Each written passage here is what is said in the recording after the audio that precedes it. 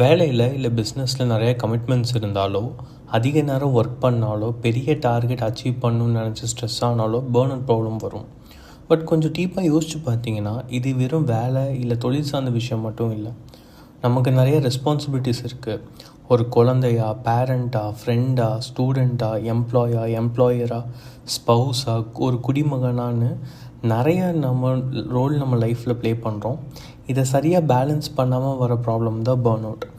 நம்ம வளரும்போது நிறையா ரெஸ்பான்சிபிலிட்டிஸ் அண்ட் கமிட்மெண்ட்ஸ் ஆட் ஆகிட்டே இருக்கும். அதனால நம்ம ஃபோக்கஸை மற்ற விஷயங்கள் மேலே வச்சுட்டு நம்மளை செல்ஃப் கேர் பண்ண மறந்துடுறோம்.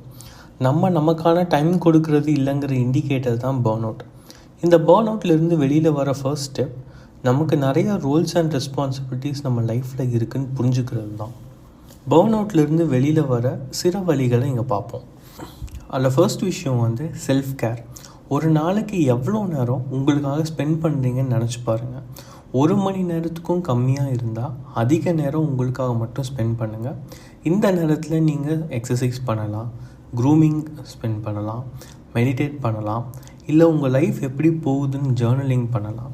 நீங்கள் ஜேர்னலிங் பண்ணும்போது நீங்கள் லைஃப்பில் எவ்வளோ சாட்டிஸ்ஃபைடாக இருக்கீங்க, உங்கள் லைஃப் கோல்ஸ் அண்ட் அப்ஜெக்டிவ்ஸ் நோக்கி எப்படி ட்ராவல் பண்ணிகிட்ருக்கீங்க, இன்றைக்கி லைஃப் உங்களுக்கு பிடிச்ச மாதிரி இருக்காங்கிற சின்ன அசஸ்மெண்ட் எழுதி பாருங்கள் இந்த டைமில்.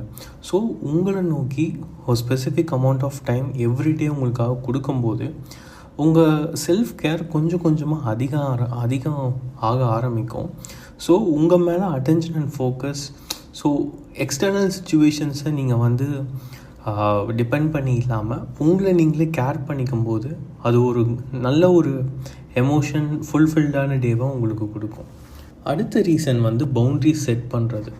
நீங்கள் மீட் பண்ணுற பீப்புள்கிட்ட சரியான எமோஷனல் பவுண்ட்ரிஸ் செட் பண்ணுறது ரொம்ப முக்கியம்.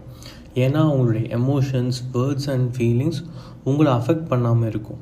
அது ஒர்க்கில் ஆரம்பித்து ஃப்ரெண்ட்ஸ், ரிலேட்டிவ்ஸ்னு எல்லார்கிட்டையும் செட் பண்ணுறது ரொம்ப இம்பார்ட்டண்ட். நான் இன்னொரு வீடியோவில் எப்படி எமோஷனல் பவுண்ட்ரிஸ் செட் பண்ணுறது அப்படிங்கிறத பற்றி நான் டீட்டெயிலாக பேசுகிறேன். அடுத்த விஷயம் கெட் இனஃப் ரெஸ்ட். அப்பப்போ நீங்கள் உங்களோட ரோல்ஸ் அண்ட் ரெஸ்பான்சிபிலிட்டிஸ்லேருந்து கொஞ்சம் ஸ்விட்ச் ஆஃப் ஆகும்.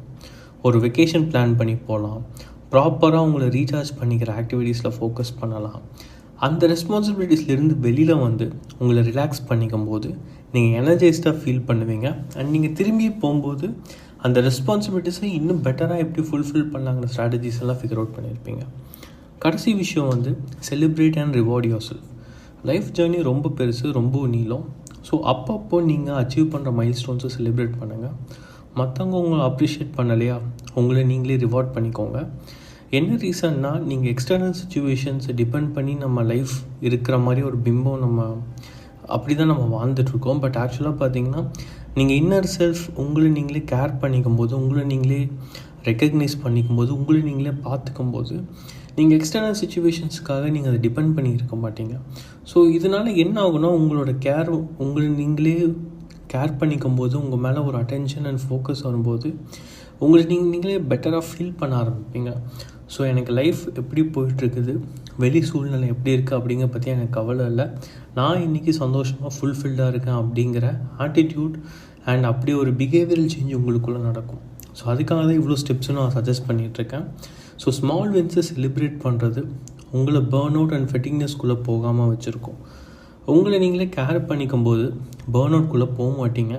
அண்ட் வெளி சூழ்நிலைகள், லைஃப் சுச்சுவேஷன்ஸ் எப்படி இருந்தாலும் உங்களால் ரெஸ்பான்சிபிலிட்டிஸை கண்டிப்பாக ஃபுல்ஃபில் பண்ண முடியும். அண்ட் உங்களை நீங்கள் சாட்டிஸ்ஃபைடாக ஃபுல்ஃபில்டாகவும் வச்சுக்க முடியும்.